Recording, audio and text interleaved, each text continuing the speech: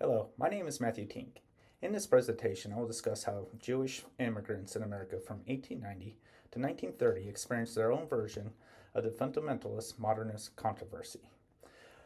While the controversy is often told as a Protestant story, Jewish communities face similar debates between preserving traditional faith and embracing modern American culture.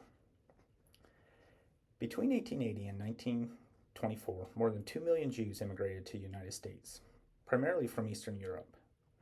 Many settled in crowded tenement neighborhoods on the Lower East Side of New York, which became vibrant culture centers filled with Yiddish newspapers, theaters, and labor unions. These spaces preserved old world traditions while encouraging adaptation to American life. Immigration also carried risk. Families faced poverty, cultural pressures, and the threat of assimilation. The Immigration Act of 1924 sharply limited new arrivals, freezing the community at a transitional moment where questions about how much to modernize became even more urgent. Orthodox Jews worked to preserve traditional observances in Yiddish-speaking communities. Reform leaders, by contrast, adapted rituals, shortened services, and promoted integration into American society. These differences paralleled the Protestant Fundamentalist Modernist divide, with each side debating whether faith could bend to modern science and culture change. Education was a focal point of conflict. Orthodox leaders built yeshivas, traditional Jewish schools, to protect conventional Torah study. But many Jewish children attended public schools where they encountered English, American culture, and scientific teachings like evolution.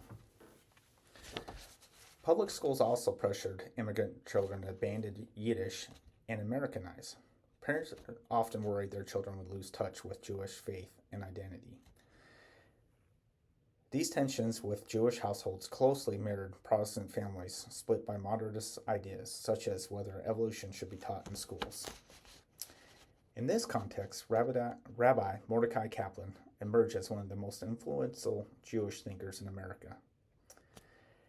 Teaching at the Jewish Theological Seminary, the intellectual center of conservative Judaism, Kaplan was deeply connected to a movement that sought a middle ground between orthodoxy and reform. Conservative Judaism preserved many rituals and traditions, but adapted them to modern American life, reflecting the pluralism that characterized the Jewish immigrant experience. Kaplan's 1934 book, Judaism as a Civilization, argued that Judaism was not just a religion, but a total culture, embracing history, literature, language, art, and community life. His ideas reshaped American Judaism, influencing conservative thought while also laying the foundation for a new denomination, Reconstructionism. Kaplan even introduced innovations such as the first bar mitzvah in 1922, which expanded women's roles in Jewish ritual life. By 1930, Jewish communities have carved out a space for both tradition and adaptation.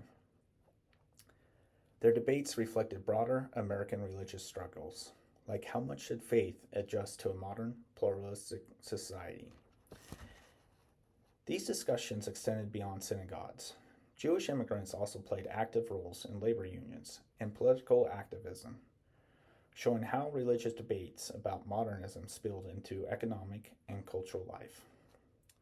Most importantly, this era laid the foundation for today's diverse American Judaism. Denominations such as Orthodoxism, Conservatism, Reformism, and Reconstructionism all trace their roots to these early 20th century debates.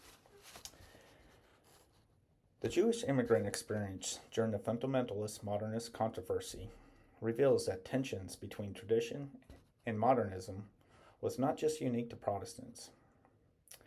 It was a part of American religious experience. These debates shaped the growth of American Judaism and mirrored the national struggle over how faith could survive in a rapidly changing world.